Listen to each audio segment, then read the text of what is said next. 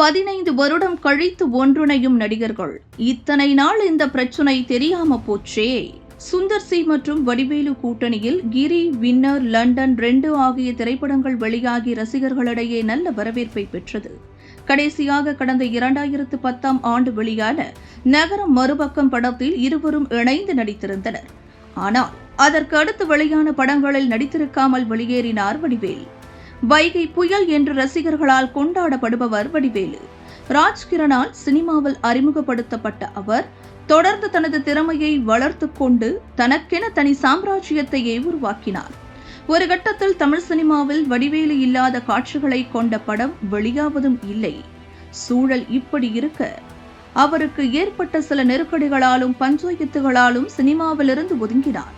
காரணம், red card என்பது ஒரு பக்கம் என்றாலும் சுந்தர் சி இயக்கத்தில் வெளியான 2 படத்தில் வடிவேலு, சந்தானம் உள்ளிட்டோர் நடித்திருந்தனர். அந்த படத்தில் சந்தானம் நடித்தது வடிவேலுவுக்கு சொல்லப்படவில்லையா? அது மட்டுமின்றி சந்தானம் தொடர்பான காட்சிகள் தனியாக எடுக்கப்பட்டு எடிட்டிங்கில் படத்துடன் சேர்க்கப்பட்டதா? பட ரிலீஸுக்கு பிறகு இதை பார்த்த வடிவேலு உச்சக்கட்ட கோபமடைந்து இனி சுந்தர் சி இயக்கத்திலோ அவர் நடிக்கும் படத்திலோ பணியாற்றக்கூடாது என்று முடிவெடுத்தாராம். இருந்தாலும் நகரம் படத்தில் மட்டும் எப்படியோ நடிக்க ஒத்துக்கொள்ள வைத்து விட்டார்களாம். பிறகு சில பிரச்சனைகளால் வடிவேலு சினிமாவிலிருந்து ஒதுக்கப்பட அவரிடத்தை சந்தானம் பிடித்து விட்டார்.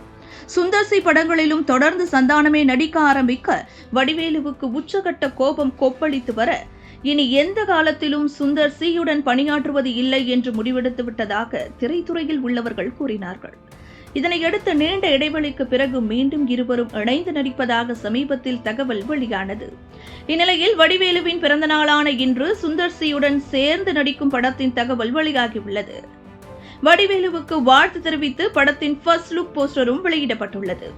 கேங்கஸ் என்ற தலைப்பில் உருவாகும் இப்படத்தை சுந்தர் சி இயக்குகிறார். அவரது ஆவ்னி சினிமேக்ஸ் நிறுவனம் மற்றும் பென்ஸ் மீடியா நிறுவனம் இணைந்து இப்படத்தை வழங்குகிறது. இப்படத்தில் கேத்ரின் தெரேசா, முனிஷ்காந்த், பகவதி பெருமாள் உள்ளிட்ட பலர் முக்கிய கதாபாத்திரத்தில் நடித்து வரும் நிலையில் சத்யா இசையமைக்கிறார். இந்த காம்போவை பார்த்து ரசிகர்கள் மகிழ்ச்சியில் உள்ளனர். ஆனால் சுந்தர் சியுடன் வடிவேலு நடிக்காததன் காரணமாக தலைநகரம் படத்தில் நடித்தபோது இருவருக்கும் இடையே பிரச்சனை தொடங்கியதும் படத்தில் நடிக்க மாட்டேன் என்று வடிவேலு சொன்னதாக கூறப்படுகிறது. ஒரு பக்கம் சந்தானத்தை பயன்படுத்தி தன்னை வளர்த்தது இல்லாமல் சினிமாவில் சந்தானத்தையும் வளர்த்து விட்டது வடிவேலுவுக்கு பிடிக்கவில்லை என்றும் கூறப்படுகிறது. சுமார் 14 ஆண்டுகளுக்கு பிறகு இருவரும் ஒன்றிணைந்து நடித்திருப்பது ரசிகர்களிடம் வரவேற்பை தான் பெற்று வருகிறது. ஏற்கனவே விஜயகாந்த் இறப்புக்கு வடிவேலு செல்லாதது பெரும் பேசுபொருளாக மாறியது என்பது குறிப்பிடத்தக்கது.